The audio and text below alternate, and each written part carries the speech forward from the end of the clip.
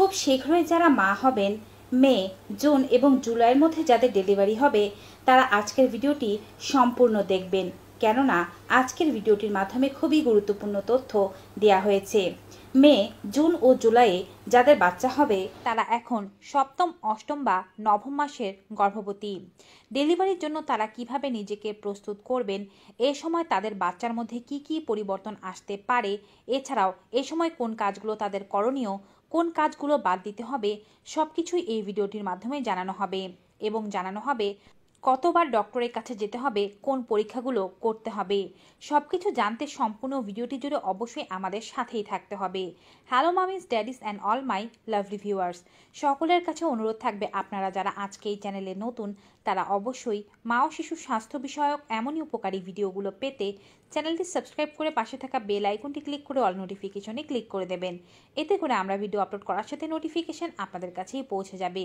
আপনারা আমাদের Facebook page health Bangla beauty follow করুন। চলুন মূল ভিডিওতে যাওয়া যাক। সর্বপ্রথমে জানাচ্ছি গর্ভাবস্থার সপ্তম, অষ্টম ও নবম মাস কত সপ্তাহে পড়ে। মোটামুটিভাবে 28 থেকে 40 সপ্তাহের মধ্যে এই 3টি মাস পড়বে, আর এটিকে গর্ভাবস্থার তৃতীয় ট্রাইমেস্টার বা শেষ ট্রাইমেস্টার বলা হয়। 28 সপ্তাহের শুরুর দিকে আপনার বাচ্চার ওজন 900 গ্রাম থেকে 1 কেজি পর্যন্ত থাকতে পারে এবং গর্ভাবস্থার শেষের দিকে এসে 39 থেকে 40 সপ্তাহের মধ্যে বাচ্চার ওজন 3500 গ্রাম থেকে 4 কেজি পর্যন্ত হয়ে যেতে পারে, আর এটি বাচ্চার আদর্শ ওজন। শিশুর শরীরে সমস্ত অঙ্গ প্রত্যঙ্গই এখন গঠন হয়ে গিয়েছে। শিশু এখন আপনার কথা শুনতে পায়, সে হাত পা নড়াচড়া করতে পারে, সে তার আঙুল চুষতে পারে, চোখ খুলতে পারে, চোখ বন্ধ করতে পারে। তার শ্বাসতন্ত্রের সম্পূর্ণই গঠন হয়ে গিয়েছে, তার রেচকতন্ত্র এখন কাজ করে। তবে শ্বাসতন্ত্রের প্রথম কাজটি সে পৃথিবীতে এসেই করবে, অর্থাৎ পৃথিবীতে এসে সে প্রথম শ্বাস গ্রহণ করবে। তার কিডনিগুলো এখন জল নিষ্কাশনের কাজ করছে, মুখ দিয়ে সে অ্যামনিওটিক তরল গ্রহণ করছে এবং মূত্রের সাহায্যে তা ত্যাগ করছে, পুনরায় আবার খাচ্ছে। এভাবে সে একটি ব্যালেন্স বজায় রাখছে। এতে খারাপ ভাবার কিছুই নেই। শিশু এখন পেটের মধ্যে আছে, এই মূত্র সম্পূর্ণরূপে পরিশুদ্ধ। এটি গ্রহণের মাধ্যমে শিশু একটি ব্যালেন্সের মধ্যে বজায় রাখবে অ্যামনিওটিক তরলের।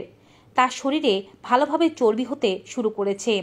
তার যে লেনুগো বা শরীরের বাড়তি লোমগুলো ছিল সেগুলো এই 3 মাসের মধ্যে আস্তে আস্তে ঝরে যাবে এবং তার যে একটি নরম পাতলা আবরণের মতো শরীরের উপরে তৈরি হয়েছে যাকে ভার্নিক্স বলা হয়, তার আবরণটি মোটা হতে থাকবে, কারণ এটি শিশুকে অ্যামনিওটিক তরলের হাত থেকে রক্ষা করে। অ্যামনিওটিক তরলের মাধ্যমে যেন তার ত্বক নষ্ট না হয়ে যায় সেদিকে খেয়াল রাখে। সপ্তম, অষ্টম মাস পর্যন্ত শিশু পেটের মধ্যে খুব বেশি নড়াচড়া করবে, কিন্তু এরপরে গিয়ে নবম মাসে প্রবেশ করার পরে শিশুর পেটের মধ্যে জায়গা কমে আসতে থাকবে এবং শিশু তার নড়াচড়া তখন কিছুটা কমিয়ে দেবে। তারপরেও সপ্তম, অষ্টম ও নবম মাসে প্রত্যেক 12 থেকে 24 ঘন্টায় শিশু অন্ততপক্ষে পেটের মধ্যে 10 বার নড়াচড়া করছে কিনা তার একটি চার্ট আপনার তৈরি করে রাখা উচিত। জেনে নিন এ সময় খাদ্য তালিকায় কোন কোন খাবারগুলো অন্তর্ভুক্ত করতে হবে। চিকিৎসকের পরামর্শে নিয়মিত আপনাকে ক্যালসিয়ামের ওষুধ, আয়রনের ওষুধ এবং ফলিক অ্যাসিড গ্রহণ করতে হবে। এছাড়াও বাড়তি কোনো ভিটামিন দিলে সেটি অবশ্যই গ্রহণ করতে হবে। আপনার রক্তে হিমোগ্লোবিনের মাত্রা কেমন আছে তা জেনে নেওয়া ভালো। খাদ্য তালিকায় এ সময় সকল খাবারের একটি ব্যালেন্স তৈরি করুন। ভাত খুব বেশি খেলেই যে আপনি শক্তি পাবেন তা কিন্তু নয়। শর্করা জাতীয় খাবারের পাশাপাশি খাদ্য তালিকায় পরিমাপ মতো রাখতে হবে ফল। দিনে অন্ততপক্ষে 2টো করে ফল খান। ফলের তালিকায় আপেল, মাল্টা, তরমুজ, কলা, আনার এই জাতীয় ফলগুলো রাখতে পারেন, খেতে পারেন কলাও। এছাড়াও নিয়মিত 1 মুঠো করে ভেজানো বাদাম খান। সকল ধরনের বাদামের মিশ্রণ খেতে পারেন, অথবা সকল ধরনের বাদাম না খেতে চাইলে যে কোনো 1 প্রকারের বাদাম 1 মুঠো করে খাবেন। নিয়মিত অন্ততপক্ষে 6টি করে খেজুর রোজ খাবেন। 1 গ্লাস করে কুসুম গরম দুধ রাতে ঘুমাতে যাওয়ার আগে খাবেন। 2টো করে সেদ্ধ ডিম খাবেন কুসুম শুদ্ধ। এছাড়াও আপনাকে খেতে হবে ডাল, যে কোনো 1 প্রকারের ডাল দুপুরের ভাতের সাথে রান্না করে খান। প্রচুর পরিমাণে শাকসবজি, সবুজ শাকসবজি, রঙিন শাকসবজি, রঙিন ফলমূল এগুলো খাওয়ার চেষ্টা করুন। দুপুরে ও রাতে প্রোটিন জাতীয় খাবারের মধ্যে মাছ ও মাংস রাখার চেষ্টা করুন। এছাড়াও আপনাকে খেতে হবে বিনস জাতীয় খাবার, যেমন মটরশুঁটি, শিম এগুলো। রোজ 1 বাটি করে টক দইও খেতে পারেন। 15 দিনে একবার কলিজা খাওয়ার চেষ্টা করুন। লাল শাক, পালং শাক, পুঁই শাক যেগুলো রক্ত বাড়ায় সেই ধরনের খাবারগুলো বেশি করে খান। এবারে জেনে নিন কোন খাবারগুলো খাবেন না। মদ্যপান, ধূমপানের অভ্যাস থাকলে একেবারে ত্যাগ করে ফেলুন। কাঁচা কোনো খাবার খাবেন না, সমস্ত খাবারই ভালো করে রান্না করে খাবেন। যে সমস্ত খাবারগুলো আপনার কাঁচা খেতে হবে সেগুলো ভালো করে ধুয়ে তারপরে খাবেন। কোনো কাঁচা তরল দুধ, কাঁচা ডিম, হাফ বয়েল ডিম খেতে যাবেন না। চা ও কফির পরিমাণ একেবারে কমিয়ে আনুন, না খেলেই সবচেয়ে ভালো হয়। শারীরিক কোনো অসুবিধার জন্য নিজে জেনে বুঝে কোনো প্রকারের ওষুধ সেবন করতে যাবেন না। যে কাজগুলো আপনার করণীয় তার মধ্যে প্রধান হচ্ছে প্রত্যেক সপ্তাহে একটি ইঞ্চি টেপের সাহায্যে আপনার পেট মাপুন এবং আপনার ওজনটা মাপুন। প্রত্যেক মাসে বা প্রত্যেক সপ্তাহে আপনার ওজন কতটুকু বাড়ছে তার একটি চার্ট যেমন থাকবে, তেমনি আপনার পেট কতটুকু বাড়ছে সেটিও চার্টে লিখে দেবেন। যদি দেখতে পান যে সপ্তাহকে সপ্তাহ পার হয়ে যাচ্ছে কিন্তু আপনার ওজন বা আপনার পেটের মাপে কোনোরূপ পরিবর্তন আসছে না, তবে চিকিৎসককে ব্যাপারটি অবশ্যই জানানো উচিত। এছাড়াও অবশ্যই আপনাকে বাচ্চার নড়াচড়া নিয়মিত খেয়াল রাখতে হবে। বাচ্চা 10 বার নড়ছে কিনা সেটি গুণে অবশ্যই চার্টে লিখে রাখতে হবে। আর এর জন্য হাঁটা চলার সময় নড়াচড়া গণনা না করে শুয়ে নড়াচড়া গণনা করা ভালো। অবশ্যই এ মাস নাগাদ আপনাকে বাঁ কাত ফিরে শোয়ার ব্যাপারটি নিশ্চিত করতে হবে। বাঁ কাত ফিরে শুলে শিশু পর্যাপ্ত পরিমাণে অক্সিজেন ও রক্ত পেতে পারে। ডান কাত ও চিত হয়ে শোয়া যতটা সম্ভব পরিহার করার চেষ্টা করতে হবে। যারা সুস্থ ও স্বাভাবিক গর্ভবতী নারী তারা এ মাস নাগাদও সহবাস চালিয়ে যেতে পারেন, তবে পেটের ওপরে যেন বাড়তি কোনো চাপ না পড়ে সেদিকে খেয়াল রাখতে হবে।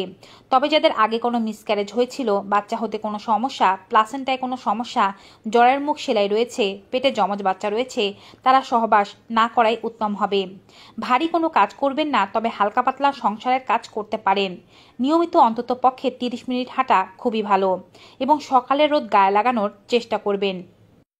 দিনে অন্ততপক্ষে 2 থেকে 3 লিটার জল পান করতে ভুলবেন না। এখন আপনার কিছু কিছু সমস্যা দেখা দেবে, যেমন ব্রেস্টে লিকেজ হতে পারে। পেট অতিরিক্ত পরিমাণে ফোলার কারণে আপনার শ্বাস নিতে অসুবিধা হতে পারে। পাঁজরের ডান সাইডে ব্যথা অনুভব হতে পারে। হাঁটতে চলতে কষ্ট হবে। কোমরে, পিঠে, পায়ে এই অঙ্গগুলোতে ব্যথা দেখা দিতে পারে। শরীরের অঙ্গ প্রত্যঙ্গগুলো ফাটতে শুরু করতে পারে।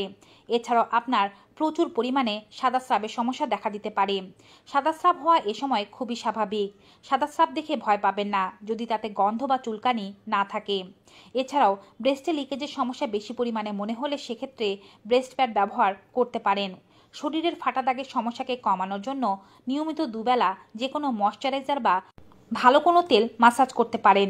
শরীরের ব্যথা দূর করার জন্য পার্টনারের সাহায্য নিয়ে মাসাজ নিতে পারেন, এতে কিছুটা হলেও আরাম লাভ করবেন।